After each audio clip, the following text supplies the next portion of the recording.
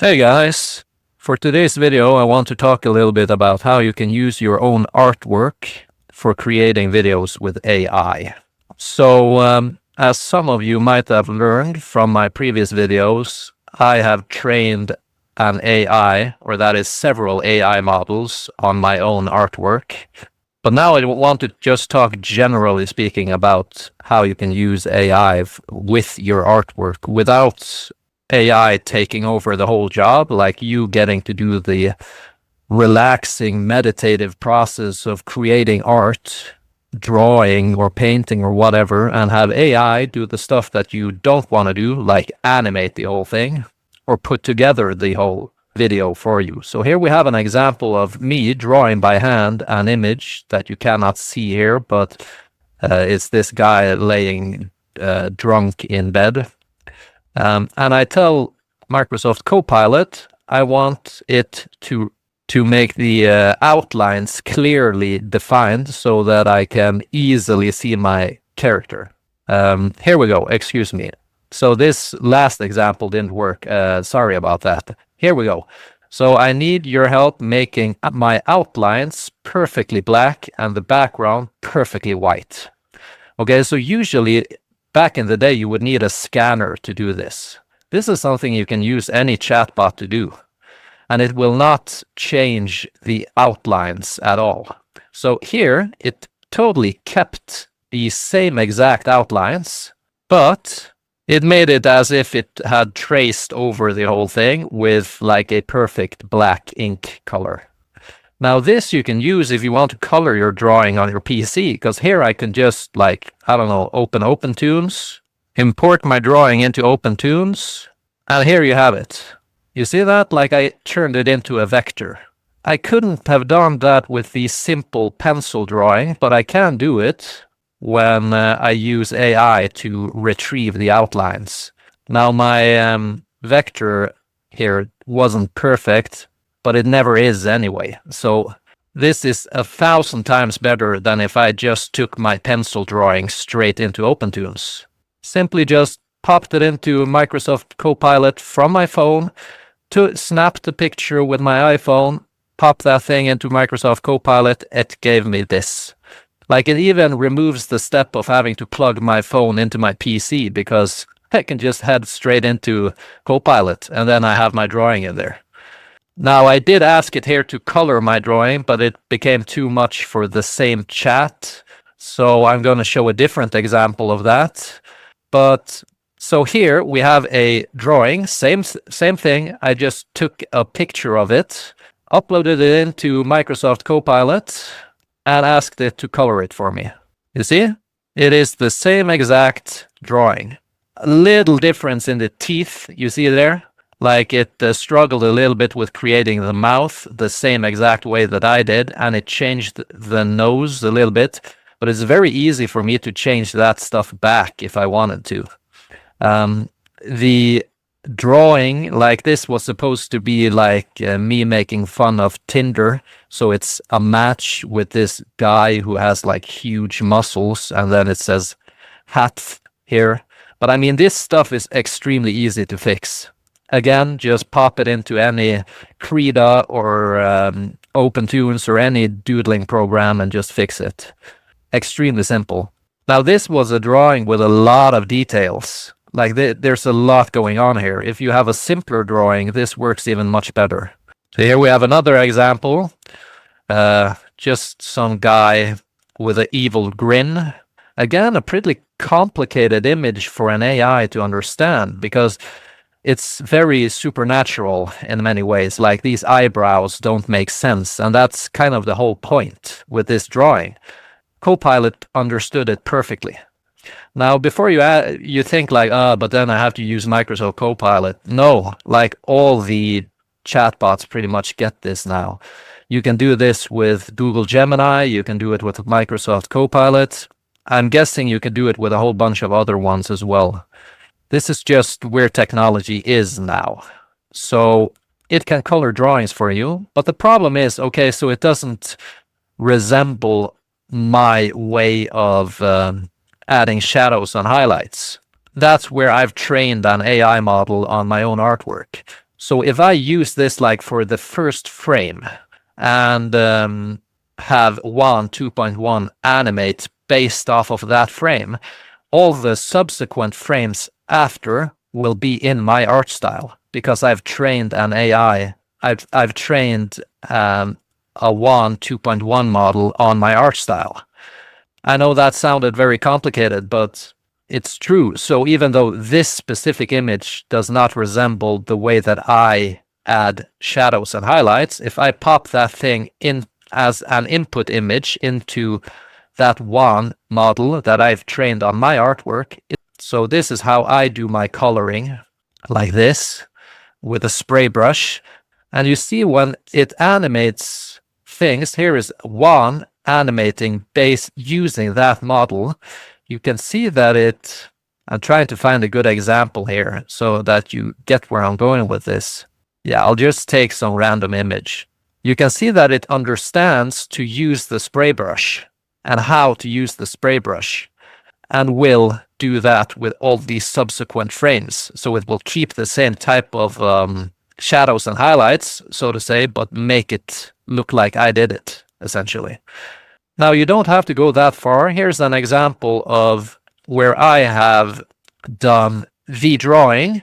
I've also colored my drawing, but then had AI do the shadows and highlights and nothing else. So this was using Qwen ImageEdit. I drew the whole thing, drew the outlines, painted the characters in the colors that I wanted, and just uploaded into that LLM and said, please add shadows and highlights. And then it did it. But here, since I did it that way, I could say to the chatbot, use a spray brush. And here you see the results.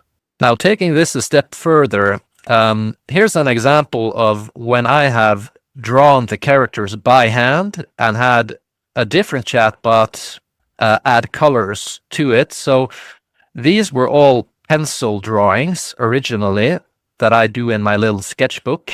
Of a ghost and a zombie and like a ghost character, and this was like me making a funny video about the afterlife.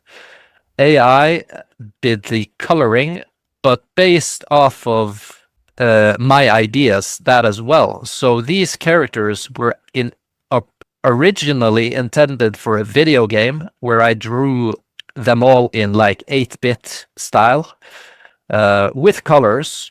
Then I redrew them by hand using a pencil and asked AI to follow my original vision in terms of coloring. This was to get the best possible shadows and highlights. Now, I recently took this to the next level, because why be limited by my art style and my competence as an artist when I have these amazing tools? So I used Qwen and Microsoft Copilot to turn this into more of a Nightmare Before Christmas style claymation puppet film style. So here you see, it is my same exact drawing. You see, it is the same exact drawing, but turned into a puppet film. So you can draw something by hand and have it turned into photorealism, or that is a puppet film style. Or you can make an interpretation of your own style, like this. So this is not the same character, but it has the same shoes. As you see, it's the same kind of location. It almost has the same face. This was Microsoft Copilot, but it's a much more elevated version of this, so to say. However, to me personally, it's important that it is this specific character. However, you can do this as well. And maybe you can do both, because sometimes you want one thing and other times you want another. So we had this character, and here I actually think Microsoft Copilot did a better job at it, which it turned into this character. And you see it's the same character, but this is in that puppet film Nightmare Before Christmas type of style, while this is hand-drawn. And this was using Qwen ImageEdit, and you see Qwen ImageEdit pretty much kept my same exact character, but just turned it into photorealism instead.